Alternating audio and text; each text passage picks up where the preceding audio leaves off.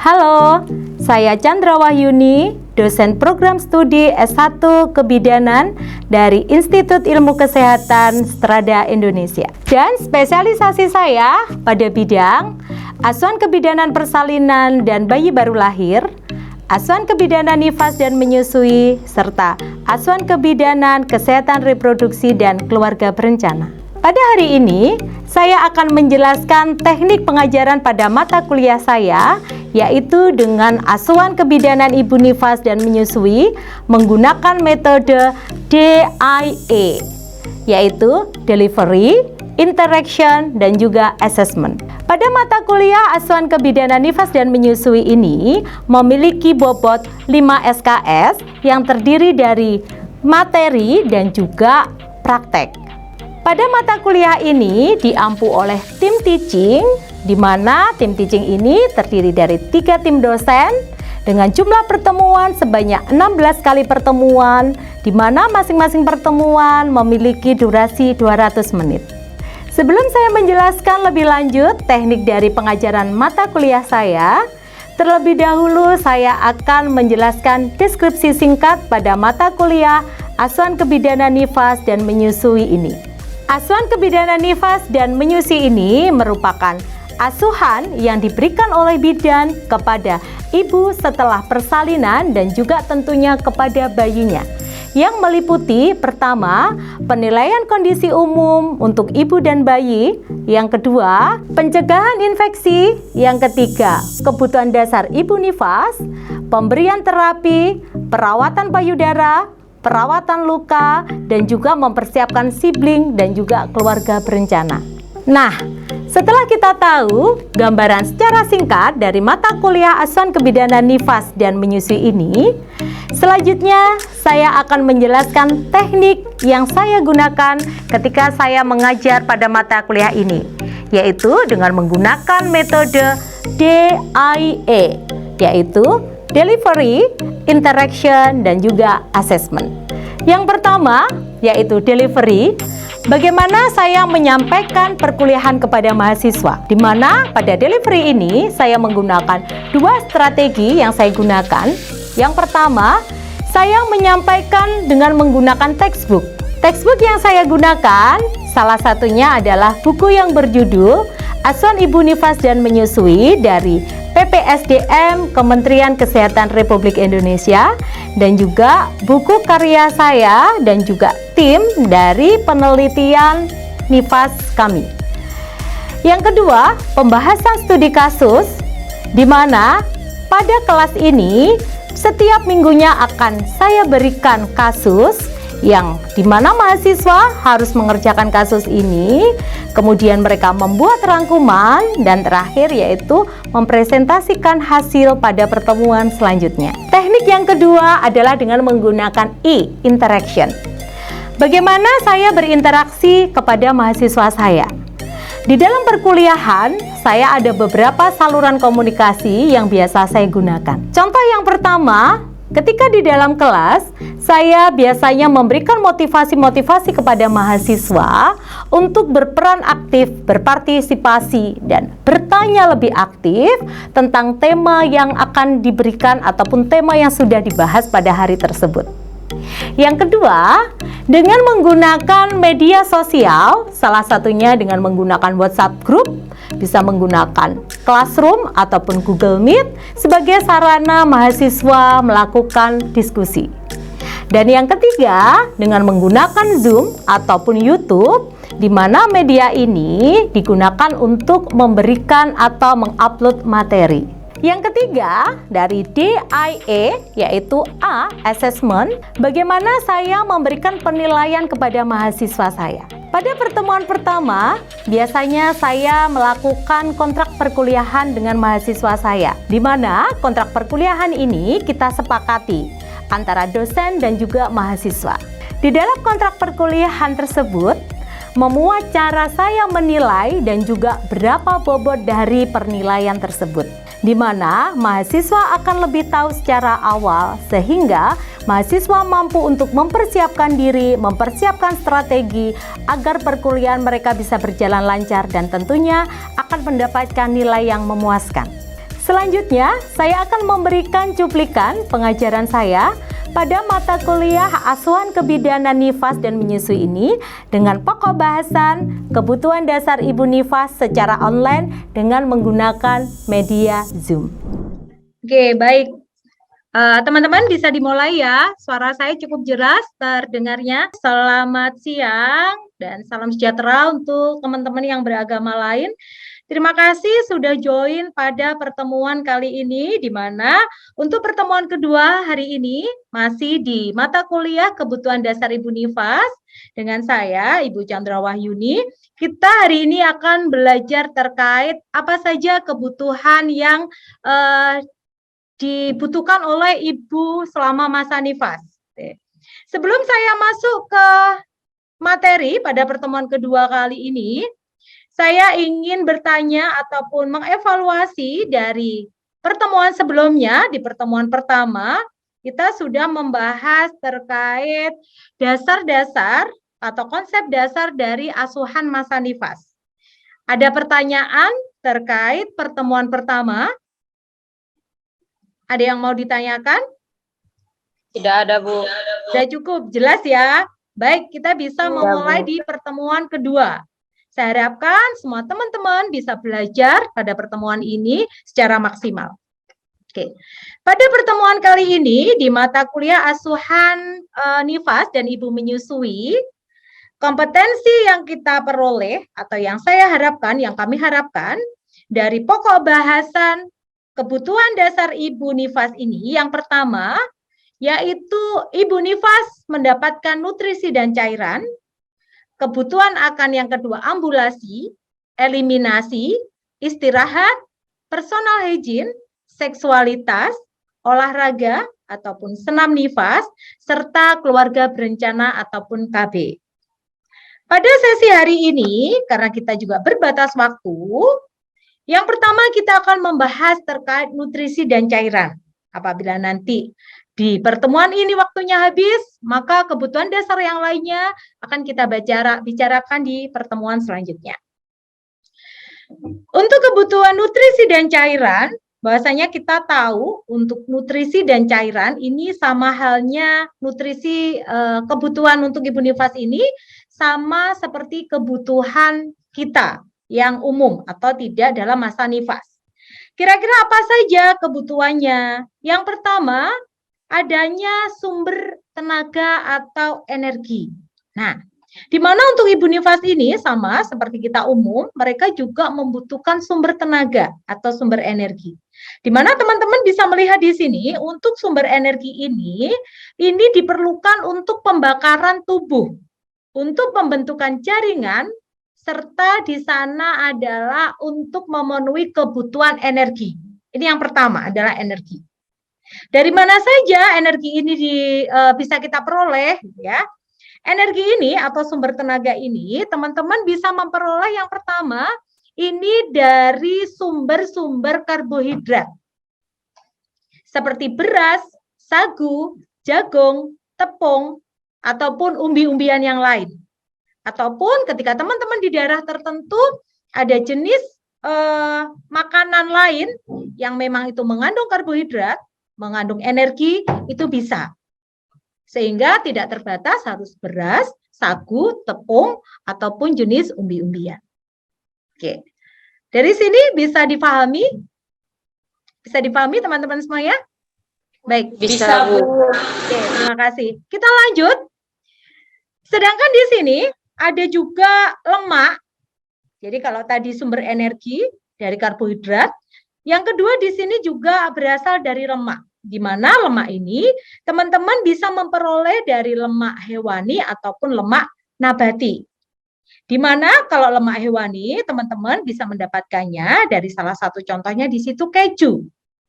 Bisa juga teman-teman dari kelapa, dari minyak kelapa ataupun margarin serta yang lainnya.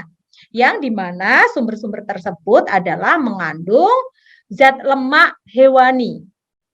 Nah, sedangkan yang kedua di sana teman-teman ada namanya lemak nabati. Berarti kalau lemak nabati itu diperolehnya dari mana kira-kira? Kalau tadi dari hewani adalah dari sumber hewan, kalau nabati berarti dari sumber tumbuhan. Kemudian pertanyaannya, berapa kira-kira energi yang dibutuhkan oleh ibu nifas? Karena pastinya ibu nifas ini selain menghidupi dia sendiri, dia juga harus memberikan energi kepada si bayi, gitu ya. Pastinya beda dengan kita, orang yang normal yang tidak nifas, dengan ibu nifas atau ibu yang sedang menyusui. Kebutuhannya untuk ibu menyusui kita lihat di sini pada slide teman-teman. Pada ibu menyusui ini harus menambahkan jumlah kalori sebesar kurang lebih 400 sampai 500 kalori. Nah, jika wanita dewasa yaitu 1.800 kalori per hari, seperti kita wanita dewasa 1.800, ketika kita nanti menyusui, maka pertambahannya antara 400 sampai 500 berarti 1.800 ditambah 400 atau ditambah 500, kurang lebih di sana dibutuhkan 2.300 sampai 2.400 kalori dalam sehari. Nah, seperti itu. Next, untuk kebutuhan sekarang, kalau tadi kita sudah belajar dari mana saja, sekarang berapa kebutuhan per hari untuk ibu nifas atau ibu menyusui ini, untuk proteinnya? Protein yang dibutuhkan adalah 3 kali porsi orang normal atau perempuan normal per hari.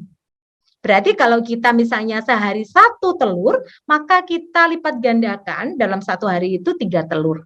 Misalnya seperti itu. Kemudian teman-teman juga di sini bisa kita lihat untuk protein ini bisa kita dapatkan dari berbagai jenis.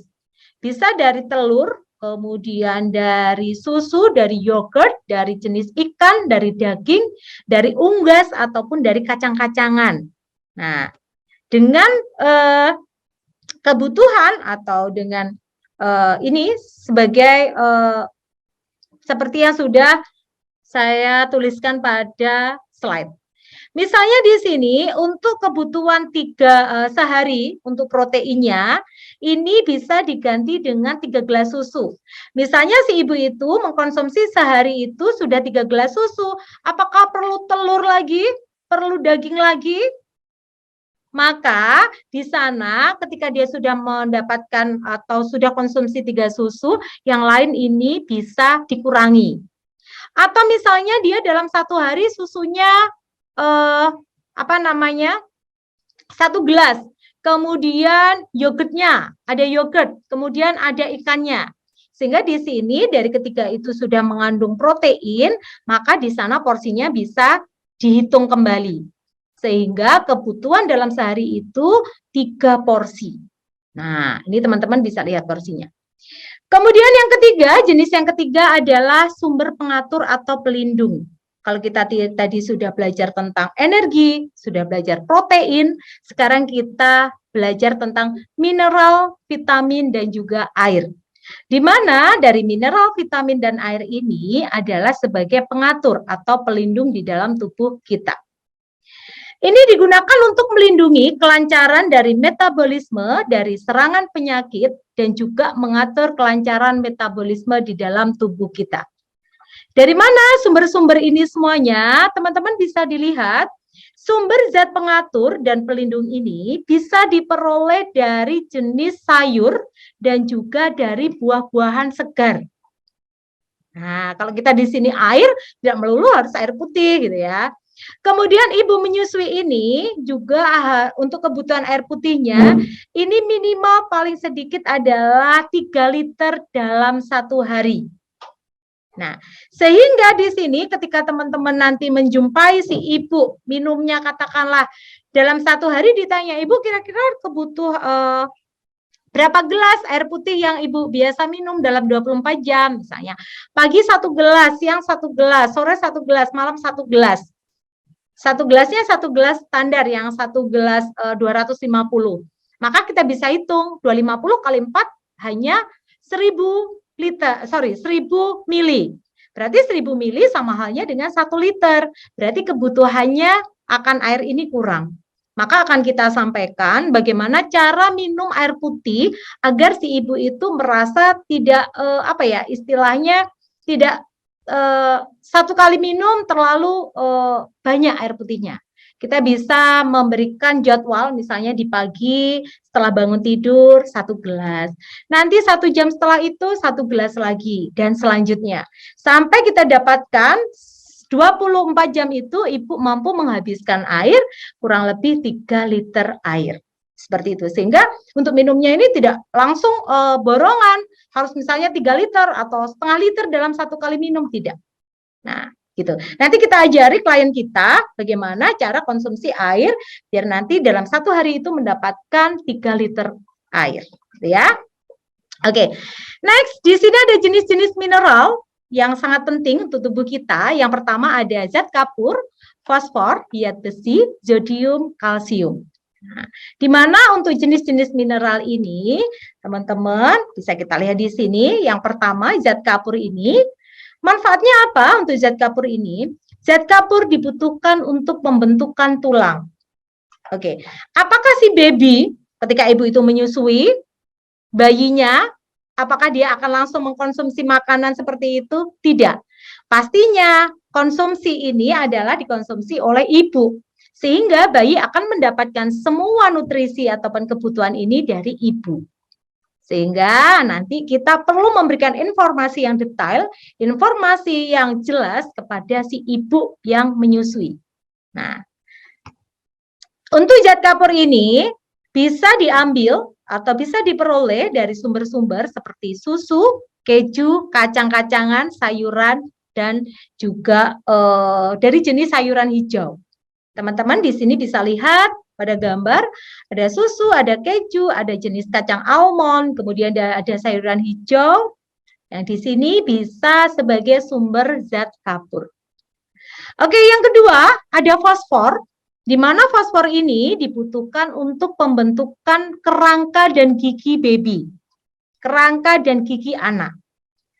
Di mana sumber dari fosfor ini bisa didapatkan ini dari susu, dari keju, dan juga dari daging. Nah, nanti kita informasikan, Bu, kalau misalnya ibu di desa, mohon maaf, atau di suatu daerah terpencil misalnya, sulit untuk mendapatkan keju, kemudian untuk mendapatkan daging, untuk beli daging juga sangat terbatas gitu ya, apalagi beli susu hanya untuk si baby atau untuk si anak yang kecil. Ini bagaimana untuk mendapatkannya gitu ya? Apakah harus dari jenis ini? Tidak. Ini hanya sebagai contoh. Bisa menggunakan dari sumber lain yang memiliki kandungan fosfor. Dari jenis makanan lainnya juga tidak apa-apa. Yang penting kita harus tahu apakah yang dikandung dari makanan tersebut. Nah, seperti itu. Oke, di sini kita lanjut. Yang ketiga ada zat besi, di mana zat besi ini sangat penting dalam masa menyusui. Karena dibutuhkan untuk menaikkan sirkulasi darah dan juga untuk meningkatkan HB atau hemoglobin. Sehingga di sini diharapkan tidak terjadi anemia pada ibu nifas dan ibu menyusui. Sumber yang kita dapatkan, sumber zat besi ini bisa kita peroleh dari kuning telur, dari hati, daging, kerang, ikan, kacang-kacangan, dan juga dari sayur-sayuran hijau. Jadi nanti ketika kita konsumsi satu jenis makanan, kemungkinan kita sudah bisa mendapatkan beberapa manfaat dari sumber-sumber ini semuanya, gitu ya. Jadi nggak perlu zat besi makanannya sendiri, kemudian fosfor tadi sendiri, energi sendiri, nggak perlu. Jadi nanti kita harus menganalisis dulu kebutuhan kita sehari apa saja dan jenis makanannya apa saja. Apakah dari jenis makanan itu sudah mengandung beberapa yang kita butuhkan tersebut. Gitu ya. Oke, nanti kita belajar untuk mendeteksi atau mengenali jenis-jenis makanan serta kandungannya. Oke, selanjutnya di sini teman-teman kita belajar tentang yodium. Kita bahas tentang yodium.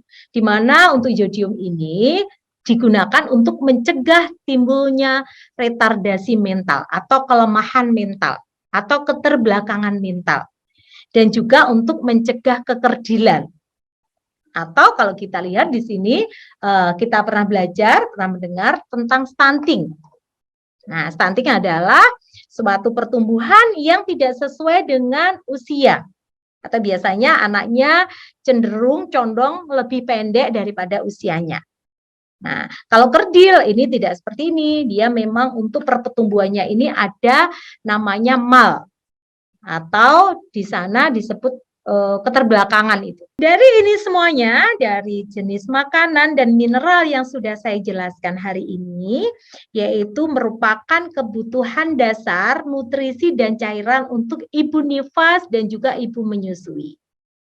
Baik, selanjutnya setelah saya berikan materi, teman-teman sekarang saya buka sesi diskusi, sesi tanya jawab, biar materi yang saya sampaikan ini akan lebih maksimal teman-teman dapatkan.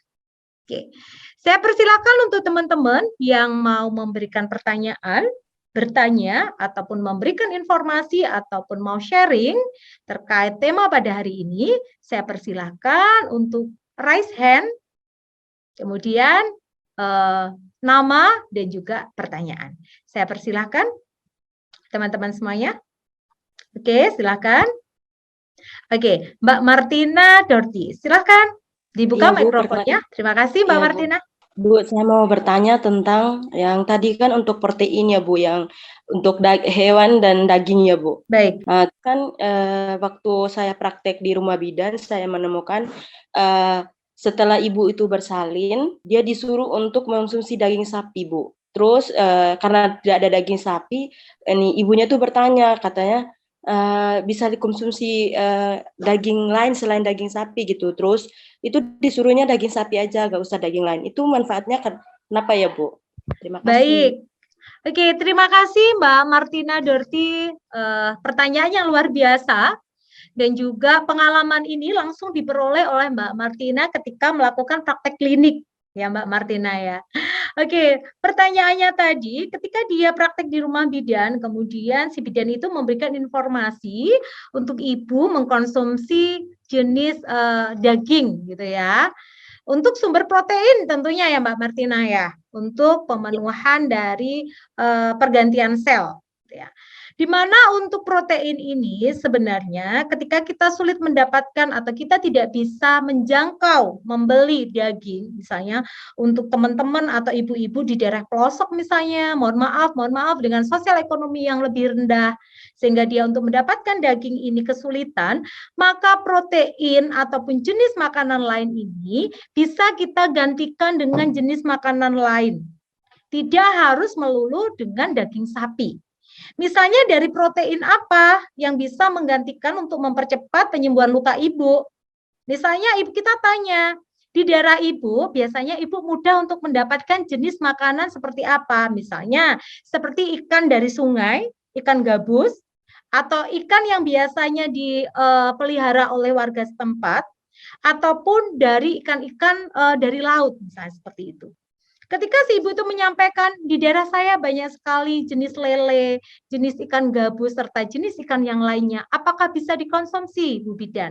Bisa tentunya. Tetapi kita harus tahu dulu, kandungan dari ikan-ikan tersebut ini mengandung apa? Ketika tadi disampaikan jenis ikan lele, jenis ikan gabus, apakah ini bisa menggantikan protein yang dari daging sapi? Tentunya bisa. Tetapi jumlah kandungannya pasti berbeda. Misalnya dari 100 gram daging sapi ini mengandung protein sejumlah berapa?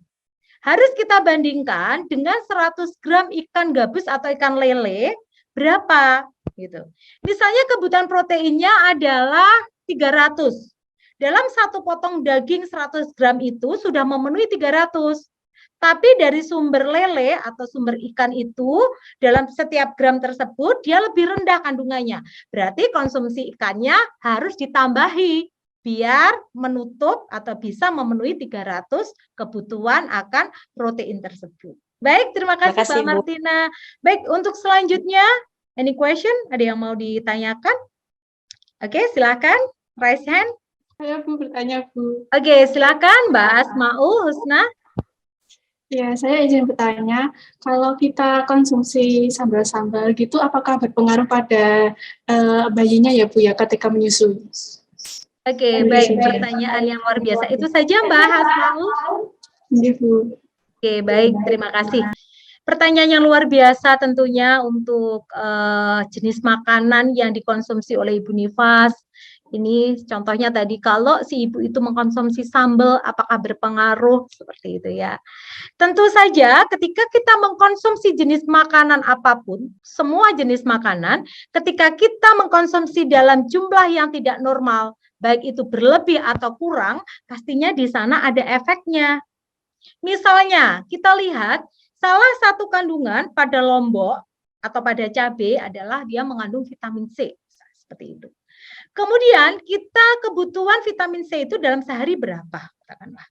Ketika kita bisa mengkonsumsi vitamin C itu dari misalnya kita dari oren, kemudian dari vitamin C yang dari suplemen, maka kebutuhan vitamin C dari sumber lain kita bisa mengurangi. Karena ketika kita konsumsinya berlebih, nanti untuk vitamin-vitamin ini akan dibuang oleh tubuh. Jadi vitamin-vitamin ini jika dia lebih, maka oleh tubuh tidak bisa di-save semuanya, tidak bisa disimpan semuanya. Pasti ada yang dibuang. Maka dari situ kita harus tahu kebutuhan kita berapa. Nah, contohnya untuk konsumsi sambal, apakah berpengaruh? Ketika kita konsumsi sambal dalam batas dalam batas ukuran yang normal, maka saya rasa untuk sambal tersebut tidak ada efek untuk bayi. Sebenarnya bukan untuk bayi saja, ketika kita mengkonsumsi sambal secara berlebih untuk wanita dewasa normal, itu juga bisa mengakibatkan beberapa efek samping. Termasuk di sana untuk mereka yang memiliki asam lambung yang tinggi, serta beberapa komplikasi yang bisa timbul akibat konsumsi cabai yang berlebih, pasti ini akan mengganggu sekali, gitu ya. Kalau pada masyarakat bilangnya nanti kalau konsumsi sambal atau lombok anaknya bisa diare. Itu mitos atau fakta? Baik, tadi ada beberapa pertanyaan sudah kita bahas, karena kita juga berbatas waktu. Untuk evaluasi terakhir, saya tadi yakin bahwa teman-teman semuanya di sini mengikuti perkuliahan ini dan saya yakin teman-teman paham akan hal ini. Maka sebagai tugas terstruktur seperti biasa, nanti saya akan memberikan tugas secara kelompok kasus, salah satu kasus. Nanti saya akan share pada link Google Classroom kalian, di mana nanti silahkan teman-teman menganalisis dari kasus tersebut, kira-kira dari kasus tersebut itu harus diapakan, gitu ya. Bagaimana penyelesaiannya? Silahkan nanti ditulis di sana, dikerjakan. Dan next time di pertemuan selanjutnya, jangan lupa untuk perwakilan dari kelompok ini bisa memberikan pemaparan. Oke, jadi nanti silakan teman-teman mencari di sekitar kita buah-buahan atau jenis makanan, itu kita lihat ini mengandung apa saja, sehingga nanti next time ketika kita sudah berada di masyarakat, kita sudah menjadi bidan profesional ketika memberikan pelayanan, kita tahu dan kita paham. Sehingga ketika kita memberikan edukasi, memberikan ilmu ke klien, nanti akan secara tepat. Gitu ya. Baik, terima kasih untuk pertemuan pada hari ini. Saya sudah memberikan materi, teman-teman juga sudah sudah tanya jawab, dan juga nanti ada penugasan menganalisis kasus, dan saya juga sudah mengevaluasi dari salah satu teman-teman, dari salah satu siswa di sini, dan saya rasa untuk perkuliahan pada hari ini cukup. Kita lanjutkan di pertemuan selanjutnya, masih di kebutuhan dasar Ibu Nifas, yaitu kebutuhan akan eliminasi dan lainnya.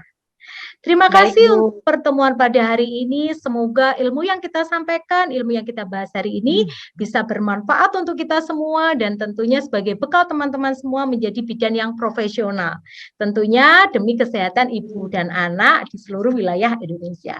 Terima kasih, sampai ketemu di pertemuan selanjutnya. Selamat siang. Terima kasih, sampai bertemu kembali. Selamat siang, Bu. Terima kasih banyak.